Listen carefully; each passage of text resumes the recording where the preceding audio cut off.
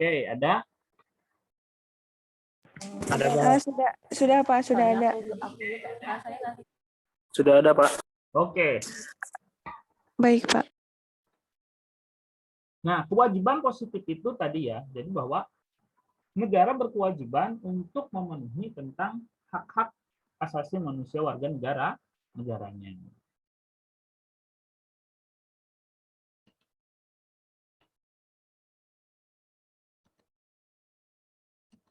Oke.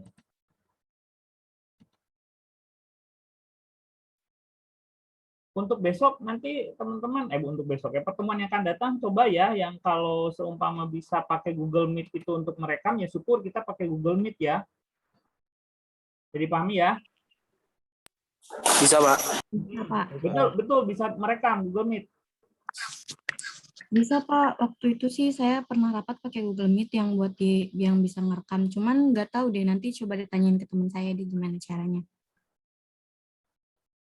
Oh gitu. Paling screen recorder Pak. Screen recorder pakai apa tuh? Aplikasi tambahan biasanya Pak. Ada Pak, aplikasi tambahan Pak. Oh, aplikasi tambahan. Oke deh. Nanti sama komtingnya ya. Kalau nggak sama komtingnya meminta ke teman yang lainnya untuk bisa itu ya. Oke, gitu ya. Baik Pak. Terdokumentasi gitu loh. Sayang banget karena kita sedang online gitu. Kalau tahu bisa sih tadi silakan aja sama teman-teman yang buat. Biasanya nggak admit. Oke, lanjut ya.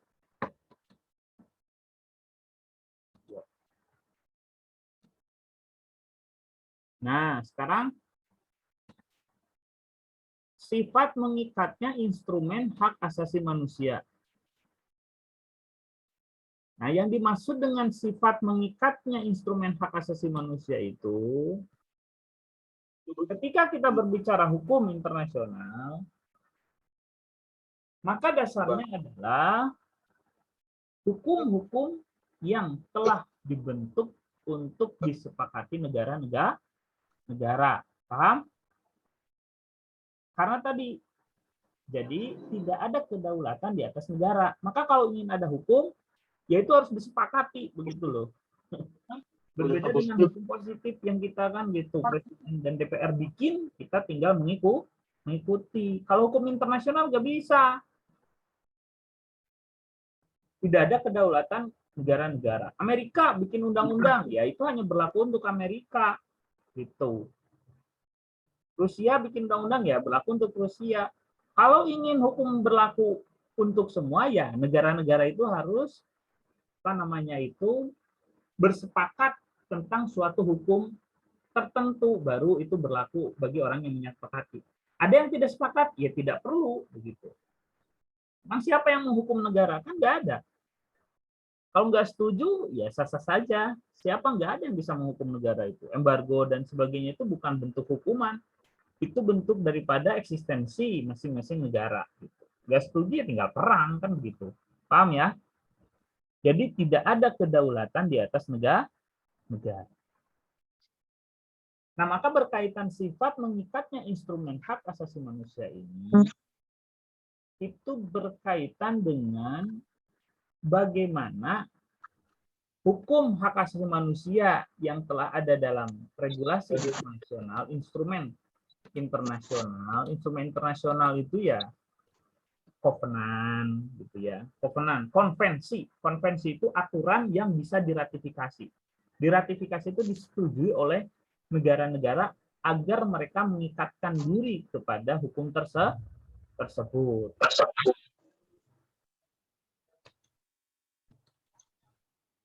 Nah, pertama adalah derogasi. Derogasi. Yang dimaksud dengan derogasi adalah pengecualian. Ini siapa yang nyoret ini? Gak apa-apa.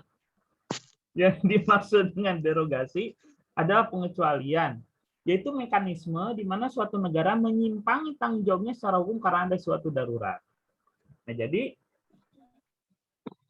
ketika Indonesia telah mengikatkan diri kepada hukum hak asasi manusia internasional, yaitu kovenan tentang hak sipil politik, dan kovenan tentang sosial ekonomi budaya, kovenan tentang perlindungan tentang diskriminasi ras dan rasial, kovenan tentang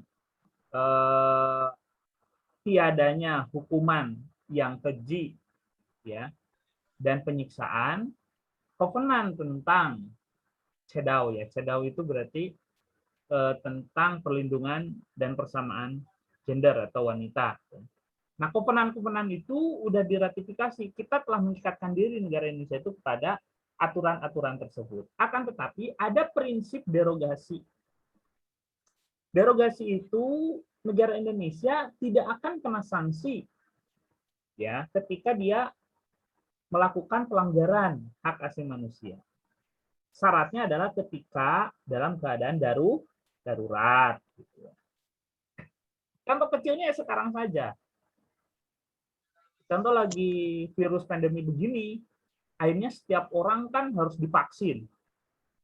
Loh kan orang punya kebebasan mau divaksin apa enggak kan bebas saja kan gitu. Orang mau berkerumun, mau berkumpul, mau berekspresi dan sebagainya kan bebas saja kan begitu ya.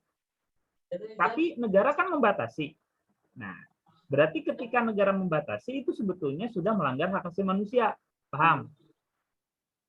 Ya. Tetapi negara dalam kondisi pandemi seperti ini tidak mungkin disalahkan. Nah, ini berarti dia menganut asas derogasi.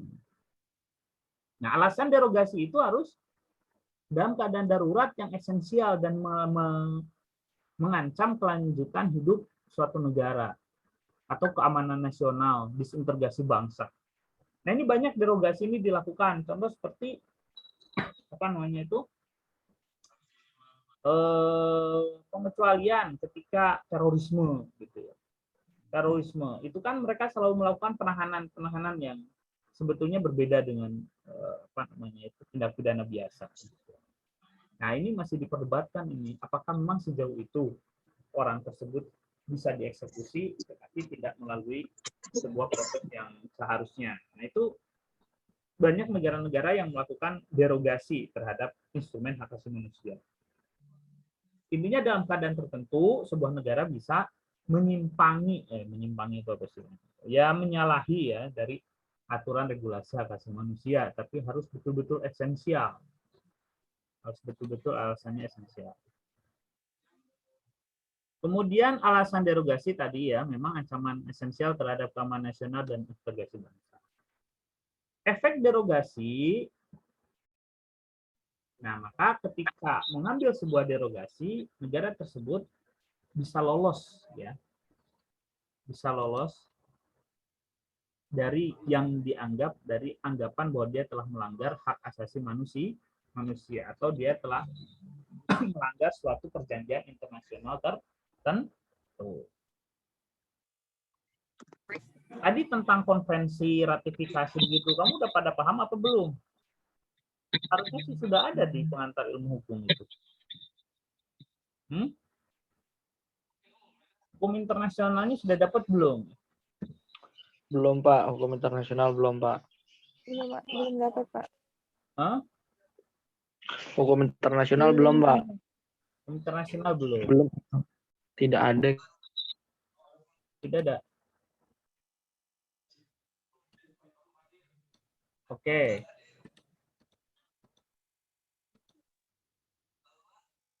Nah, itu derogasi ya. Jadi sebuah negara itu bisa sebetulnya ngeles dari hak dari apa namanya itu ya sedikit dan tanda kutip melanggar hak asasi manusia. Tapi syaratnya ketika dalam keadaan darurat. Memang ada pengecualian-pengecualian. Kita bahas lah. Nanti di bawah ada. Kemudian ada istilahnya adalah reservasi. Reservasi ini adalah pernyataan unilateral. Jadi pernyataan sebuah negara terhadap negara-negara umum yang memang meratifikasi atau menyetujui sebuah hukum internasional agar dirinya terikat kepada hukum tersebut, ketika menandatangani, meratifikasi, menerima, menyetujui, ya, dan atau mengaksepsi suatu perjanjian di mana negara tersebut bermaksud mengecualikan atau memodifikasi efek hukum tertentu dalam perjanjian internasional diaplikasikan di negara tersebut.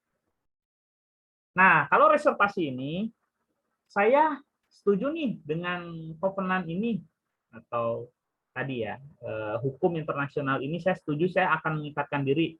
Saya di sini adalah negara Indonesia, begitu ya. Tetapi saya punya pandangan lain untuk beberapa pasal.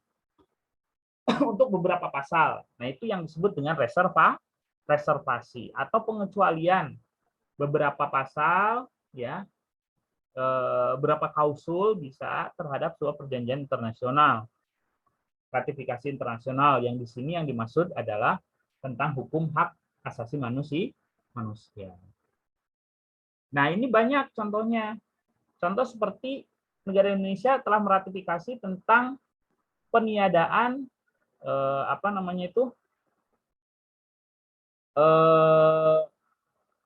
peniadaan penyiksaan yang kejam ya, penyiksaan yang kejam dan hukuman yang kejam ya.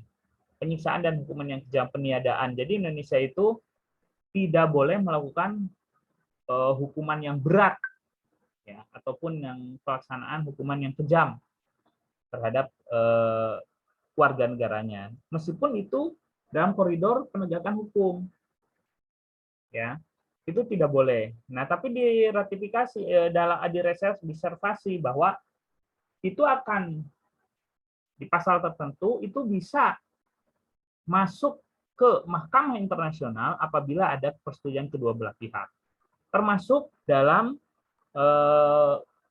covenant tentang diskriminasi rasial juga sama. Ini di latar belakangnya politik kita di Indonesia karena banyak suku-suku bangsa ya, jadi negara juga takut kalau sedikit-sedikit mengadu ke Mahkamah Internasional kan begitu ya. Mahkamah Internasional Hak Asasi Manusia itu ada di Den Haag. Kalau untuk Mahkamah Internasional tentang HAM berat itu ada di Roma. International Criminal Court ICC. Itu ada di Roma. Nah, reservasi itu jadi sama ketika tadi dengan peniadaan hukuman yang kejam dan penyiksaan, itu juga sama tentang ras itu ya. Jadi di sana direservasi, dikecualikan pasalnya bahwa kalau ingin tindakan pelanggaran tersebut dibawa ke Mahkamah Internasional harus ada persetujuan kedua belah pihak. Nah, di mana itu tidak ada dalam ketentuan covenant tersebut, tapi direservasi gitu dengan ditentukan ulang, terjemahkan ulang. Akibat reservasi itu negara tidak terikat dengan pasal ataupun ayat tertentu dari suatu perjanjian internasional. Jadi dia meratifikasi tapi mengecualikan beberapa ayat tertentu. Nah, maka kamu ketika jadi aktivis hak asasi manusia gitu ya, harus jeli melihat itu. Nanti kalau keliru diketawai ya. Nanti kalau keliru diketawai. Kalau udah dapat materi ini ya kamu harus jadi aktivis hak asasi manusia ya. Masa punya ilmunya nggak diamalkan kan begitu ya. Nah, kemudian ada istilahnya ada deklarasi. Nah, deklarasi ini sebetulnya tidak ada istilahnya dalam ketentuan perundang-undangan tentang hukum hak asasi hak asasi manusia internasional gitu ya, yang disepakati di Roma gitu. Tapi negara-negara itu ya punya hak juga gitu itu selalu mengatakan bahwa itu deklarasi. Yang isinya sebetulnya reservasi sama. Jadi beberapa negara menggunakan istilah deklarasi ketika efek dari satu tindakan adalah reservasi, sebetulnya sama. Yaitu dia mendeklarasikan pengecualian terhadap pasal-pasal atau memberikan sebuah penjelasan lain berdasarkan penafsiran negaranya sendiri. gitu ya. Atau memberikan sebuah penafsiran lain atas hukum internasional tersebut berdasarkan pendapat negaranya sendiri. Pemerintah Indonesia menyatakan bahwa pasal, contoh seperti ini. Pemerintah Republik Indonesia menyatakan pasal 20 ayat 1, ayat 2, ayat 3. Konvensi akan dilaksanakan dengan memenuhi prinsip-prinsip kedaulatan keutuhan wilayah suatu negara. Ini merujuk pasal 1 Kovenan Internasional tentang Hak Ekonomi Sosial Budaya Pemerintah Indonesia. Nah, jadi contoh dalam Kovenan Hak Ekonomi Sosial Budaya itu ada ketentuan tentang hak menentukan nasib sendiri. Nah, ini penting sekali. Hak menentukan nasib sendiri. Kita telah meratifikasi Kovenan Ekonomi Sosial Budaya yang di dalamnya bahwa setiap warga negara berhak untuk menentukan nasib sendiri. Yang dimaksud adalah untuk merdeka. Tetapi oleh Indonesia itu direservasi, dikecualikan. Makanya tidak bisa. Papua saat ini ingin merdeka, ingin referendum itu nggak bisa. Karena Indonesia itu telah mereservasi tentang ayat istilah yang klausul yang di dalamnya adalah hak untuk menentukan nasib sendiri. Jadi yang intinya itu pasal ini tidak berlaku sebagian rakyat dalam suatu negara merdeka yang berdaulat dan tidak dapat diartikan sebagai mensahkannya mendorong tindakan-tindakan yang memecah belah atau merusak seluruh atau sebagian dari integritas atau kesatuan wilayah politik negara yang berdaulat. Nah, itu kan Indonesia gitu menentukan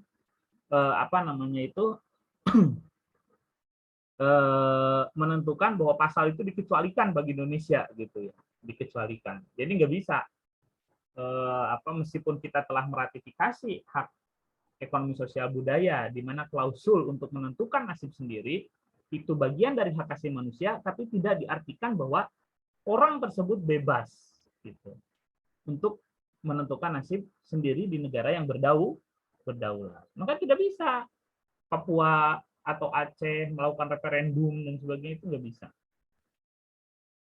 Terkecuali pada saat itu zaman Habibie. Kemungkinan ini sebelum ICCPR diratifikasi. Ini kalau ini kan sama dalam Kovenan Hak Ekonomi Sosial Budaya juga Kovenan tentang sipil politik. Mungkin kalian masih bingung tentang istilah-istilah hukum atau instrumen hukum internasionalnya ya. Kita nanti akan bahas di pertemuan yang akan datangnya lagi, karena ini saya cukupkan untuk ini akan ada 2 sesi ya. Nanti pertemuan ke depan masih membahas tentang ini juga.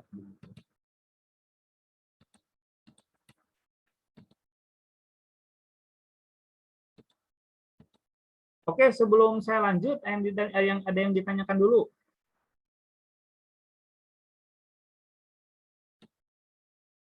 Izin bertanya, Pak.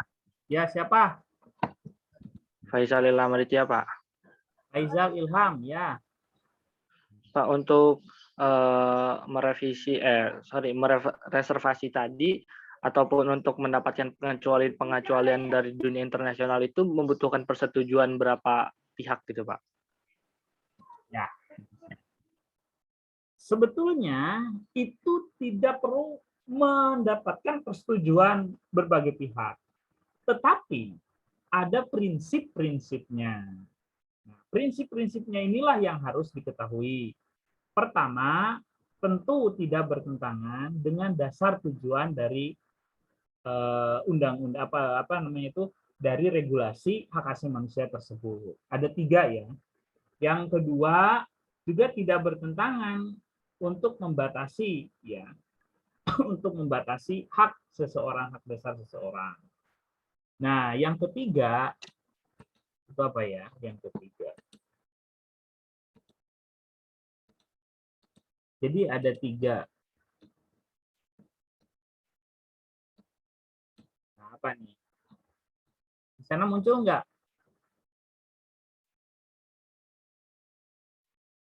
Muncul, Pak. Bukti pelanggaran. Oh, belum sampai ke pelanggaran. Reservasi. Ya. Biar saya nggak salah.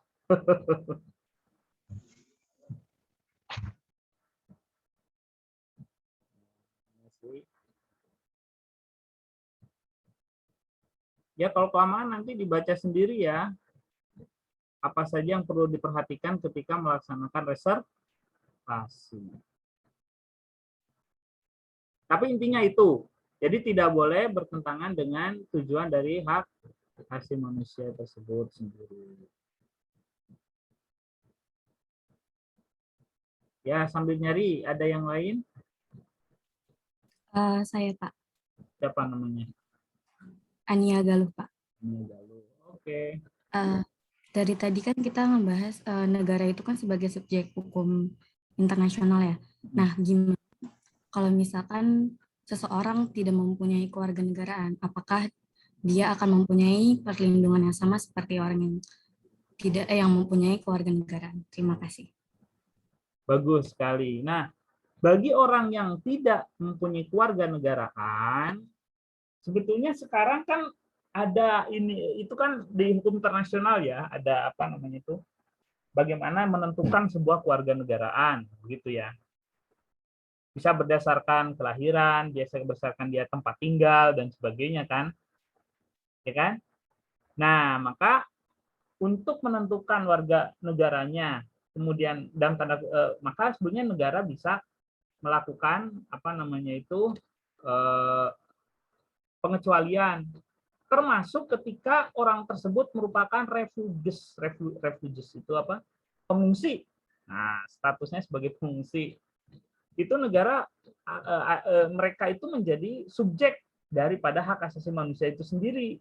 Selain negara, mereka juga merupakan apa namanya itu subjek juga begitu.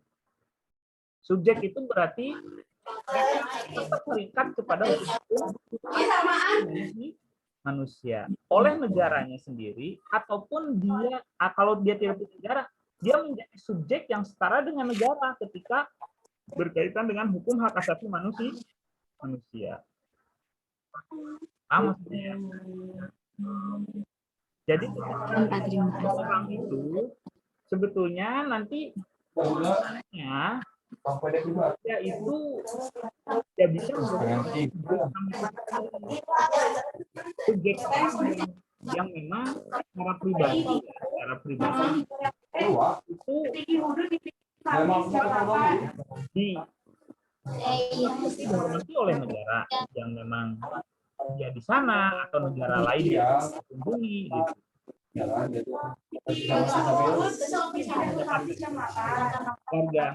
negara itu hak itu sebetulnya gitu ya, karena kalau dia tidak punya warga negara dia itu jadi orang-orang tertentu para pengungsi, masyarakat adat itu sebetulnya Assalamualaikum ya. Bisa menjadi sama subjeknya ya, bisa menjadi sama subjeknya.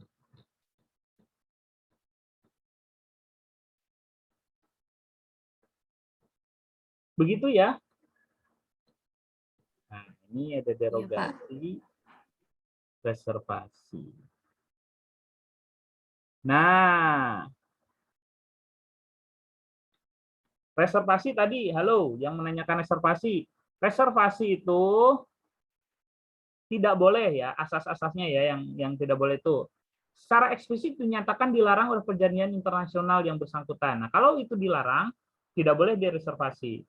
Kemudian perjanjian internasional menetapkan bahwa reservasi khusus dapat dibuat. Jadi apabila dalam hukumnya tersebut reservasi itu dikhususkan pada hal-hal yang memang apa namanya itu dapat dibuat reservasi. Karena ada juga kovenan-kovenan yang tidak bisa direservasi. Kalau dalam kovenan tersebut dikatakan bahwa kovenan tersebut tidak boleh direservasi, maka tidak bisa direservasi.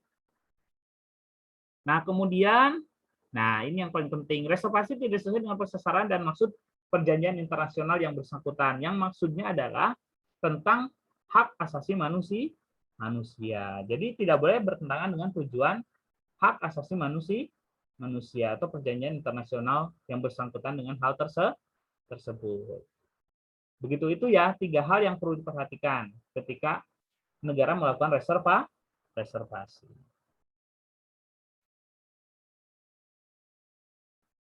Kalau Baik, Pak. berkaitan dengan gimana? Iya, Pak. Baik, terima kasih, Pak. Sudah terjawab, Karena Pak. kalau melakukan hal tersebut itu tidak akan diakui oleh negara lain gitu intinya. Paham ya? Paham, Pak. Paham, Pak. Nah, jadi sebetulnya itu bergaining. Jadi ini kalau saya mau bilang ya, permasalahan di Indonesia itu selalu muncul hak asasi manusia, pelanggaran dan sebagainya. Ini dalam tanda kutip, aktivis hak asasi manusia dan negara ataupun masalah mayoritas dan minoritas itu masalah penafsiran tentang hak asasi manusia begitu. Kata aktivis manusia, wah itu melanggar HAM negara dan sebagainya, melanggar HAM gitu ya. Negara sendiri loh, enggak melanggar HAM saya itu kan begitu, ya kan? Kan ada Kementerian Hukum dan HAM juga kan. Enggak, saya enggak melanggar HAM gitu. Karena ini adalah HAM menurut lokal gitu. Nah, ini. Jadi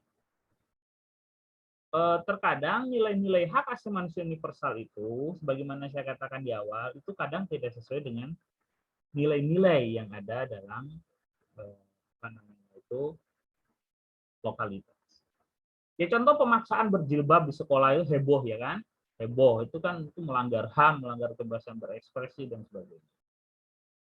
Pembubaran disebut tahrir, pembubaran FPI itu kan dianggap melanggar HAM juga kan.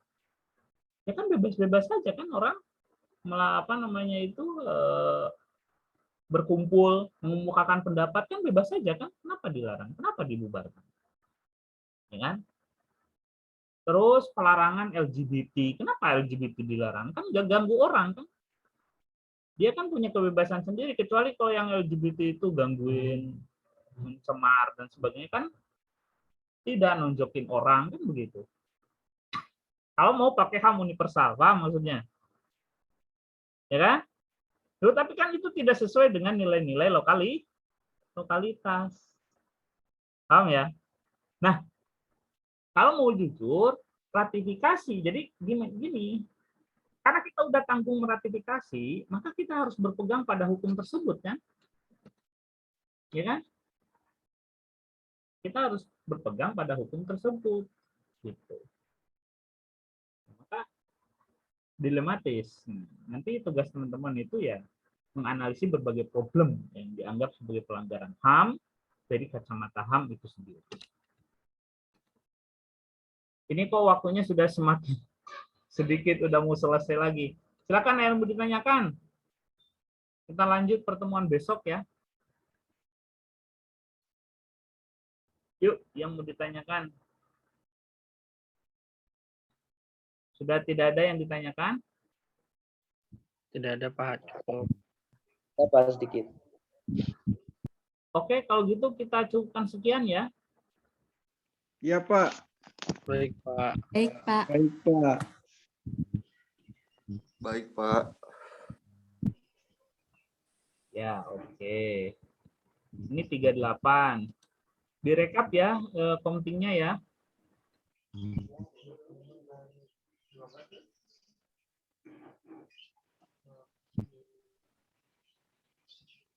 Kau telah. Oke, ya. Hamli Zahtiar, Hamil Zahtiar mana Hamil Zahtiar. Kelihatan.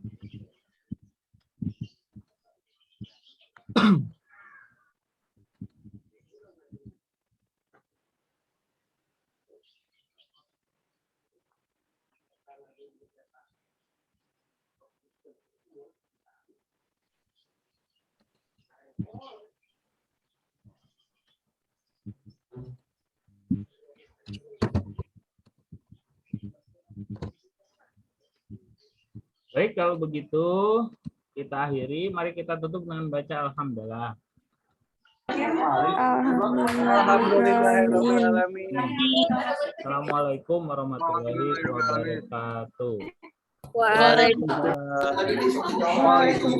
warahmatullahi wabarakatuh. Terima kasih banyak, Pak. Bapak.